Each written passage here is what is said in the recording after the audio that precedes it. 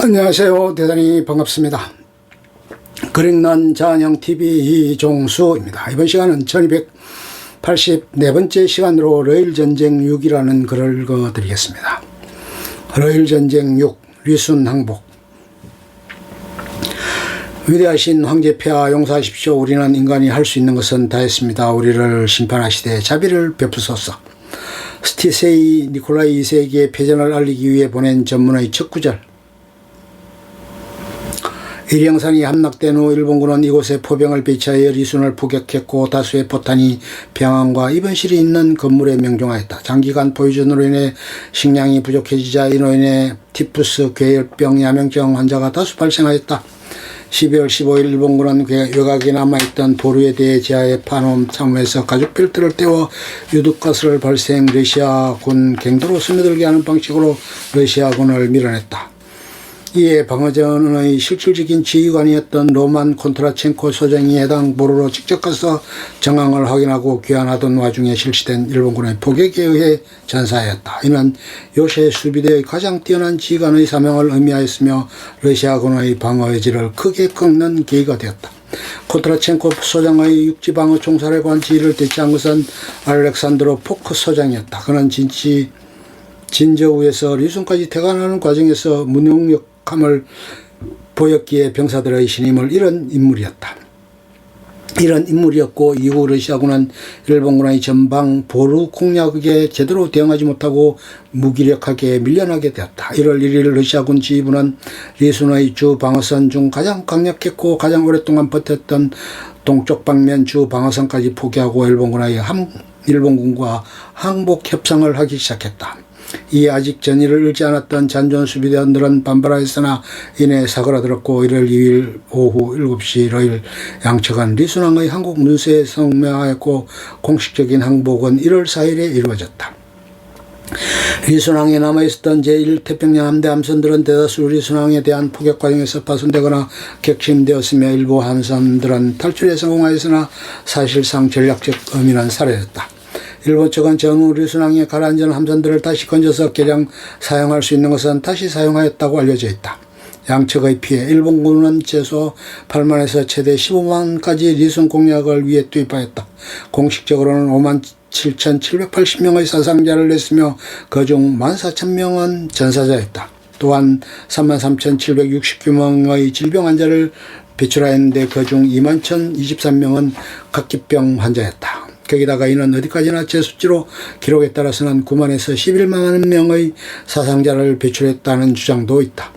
러시아군은 방위전력 5만여 중 1만 6천 정도가 전사했으며 일부 함선들이 탈출할 때 탑승하여 탈출하였다. 항복 시 남아있던 수비병력은 3만 2,400여 명인데 이 중 5,809명은 부상자 또는 환자였다. 항복 시 러시아군은 약 3,000필의 말, 대포 610문, 기관총 9정, 다양한 구경의 포탄 20만 7,855발을 보유하고 있었으며 밀가루 27일분, 곡물 23일분 차, 196일분의 설탕 41분, 건빵 21일분, 건야채 88일분, 소금 175일분, 귀리, 보리, 대두 34일분이 남아있었다고 알려져 있다. 전후 아죽 전투가 가능한데도 리순의 러시아군 사령부가 전투를 포기했다는 비판이 제기되었고 이를 받아들여 러일 전쟁사에서도 병사들에게는 전투의지가 남아있는데 지휘부가 이를 배신한 것이라고 스스로하였다. 다만 실제로 당시 리순항의 러시아군은 어느 정도 전투력을 유지했는지는 의문이다. 결과와 평가. 대국적 견제에서 볼 때 2039지의 점령 여부에 제국의 존망이 걸려 있습니다. 부디 결행해 주셨으면 합니다. 중략 리순 공략으로 4, 5만 명의 용사를 잃더라도 그리 큰 희생은 아닙니다. 그들도 우리도 모두 국가의 존망과 관계가 있기 때문입니다. 아키야마 사네유키가 노기 마레스키에게 보낸 편지. 리순과 태평양 함대는 그 전략적 가치로 인해 일본으로서는 수많은 희생이 뒤따르더라도 반드시 손에 넣어야 하는 목표였다. 때문에 모처럼 육해군 합동작전을 펼치면서 리순항 공략에 온 힘을 쏟았고 수많은 전사자를 동반했지만 그럼에도 전략적 목표를 달성하여 승리를 러일 전쟁에서 유리한 고지에 올라서게 된다. 리순항 공략에 대한 막대한 피해를 입은 것은 당시 전투를 관전하던 관전무관 종군 기자들에게는 너무나 당연하게 다가왔다. 강력하게 무장된 요새에 닥돌했기 때문에 그런 피해를 입는 것은 그건 당연하며 일본군이 이상하게도 요새의 방어력을 지나치게 경시하는 경향이 있다는 것이다. 그러나 막대한 피해를 입은 일본군 당사자들 입장에서는 너무 피해가 컸다는 책임론이 불거졌으며 오랫동안 상군 지휘부의 그 책임론이 뒤집어 씌워졌다. 특히 노기마르스케 육군대장은 무능하다는 비난을 받았고 또한 그 자신이 부하들도 이 전투에서 전사했기에 심적 고통이 컸던 것으로 보인다. 결국 메이지 덴노에게 자결하겠다는 청원을 했으나 절대 안 된다며 반려되었고 어느 날 메이지 덴노가 부모하자 그때서야 부부가 함께 순사하게 된다. 리순 함락은 제2태평양 함대의 운명도 어둡게 하였다. 리순왕이 함락되지 않았다면 이 제2태평양 함대는 리순을 거점으로 재정비 황해의 재건을 노려볼 수 있었으나 리순이 함락되었기 때문에 장기간의 항해 후 재정비를 위해 블라디보스토크로 가야만 했고 이는 곧 대한해협 및 스지마 해협, 혼슈, 홋카이도 사이의 스가루 해협, 홋카이도와 사할린 사이에 있는 소야 해협 3곳 중 한 곳을 통과해야만 했다는 것을 의미했다. 자연스럽게도 이러한 항해 루트는 류순왕 함락 후 재정비가 끝난 연합해군에게 포착될 가능성이 높았고 결국 스시마 해전이라는 결과를 낳게 되었다. 리순왕을 함락한 후 재정비를 끝마친 제3군은 북상하여 만주의 일본군과 합류하였고 봉천 전투의 핵심적 역할을 맡게 된다.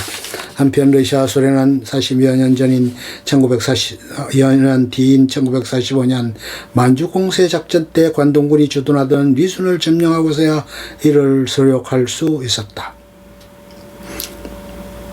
미디어 믹세스의 리순 공방전. 시바로타로의 언덕 위에 구름은 노기마르스케 참모장 이지치 코스케를 매우 부정적으로 그렸다. 그저 반자의 돌격, 어택당, 꼬라박만 반복하다가 만주 사령부 참모장 고다마 겐타로가 파견되자 280mm 포를 끌어와 단 4일 만에 리순을 평정했다고. 이슬은 일본에서도 상당기간 통솔로 통해서나 현재는 각종 반박이 제시되면서 소설에 머물고 있다. 원래는 김일러 전사라는 책에서 주장한 것인데 대본령 쪽의 정언만으로 이루어져 객관성이 부족하다고 한다. 만화 골든 카무이의 주인공 스키모토 사이치는 늘 전쟁 귀한병 출신인데 이때 203 고지에서 치명상을 입고도 러시아군을 도륙하는 모습을 모두들 그를 불사신 스기모토라고 부르게 되었다. 다만 일본의 고구물과는 달리 러일 전쟁에 대해서 비판적인 시각을 가지고 있는데 작중의 주요 적대 세력인 하나인 일본 육군 제7사단은 상부의 압박으로 리순 공방전에 괴물적인 피해를 입고 사단장인 하네다와 고지로 중장이 할복자살하는 사건이 벌어졌다. 이것이 사단병의 압박이었다는 정부의 안일한 시각과 차별로 제7사단은 배상금도 못 받고 형편없는 토지만 받는 등 멸시를 받게 되며 견디다 못된 일부 세력이 들고 일어서서 아이누에 사금을 찾아낸 뒤 주둔지인 홋카이도를 독립시키려 한다. NHK가 2004년 다큐멘터리로 다루었다. 러시아 측 자료에서 흥미로운 사실이 공개되었다. 10월 26일 시점에서 이미 러시아 리순 주둔 함대는 280mm 포의 파격으로 괴멸에 가까운 타격을 입은 상태였다. 한 포는 모두 요새포로 전용 수병도 전부 육전대로 돌려졌다.